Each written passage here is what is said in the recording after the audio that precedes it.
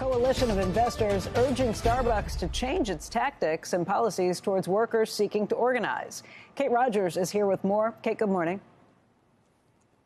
Becky, good morning to you. The coalition of more than 75 investors is led by Trillium Asset Management and says it has a collective $3.4 trillion in assets under management or advisement, including more than $1.2 billion in Starbucks stock. It's out with a letter this morning addressed to CEO Kevin Johnson and independent chair of the board, Melody Hobson, and strongly recommends the company to commit to a global policy of neutrality that applies to all current and future unionization efforts and elections. It also calls for the coffee giant to swiftly reach fair and timely collective bargains with workers who vote to unionize. We spoke to several of the signatories. Take a listen.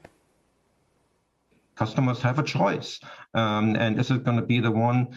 So I think the company should work very hard to make sure that it keeps its reputation as a people-positive company, and I think that should include really be a good partner to its partners. What's important is that the company doesn't just sort of tiptoe right along the line of what is okay in terms of international norms for human rights. They really need to embrace human rights and have strong policies to protect worker rights.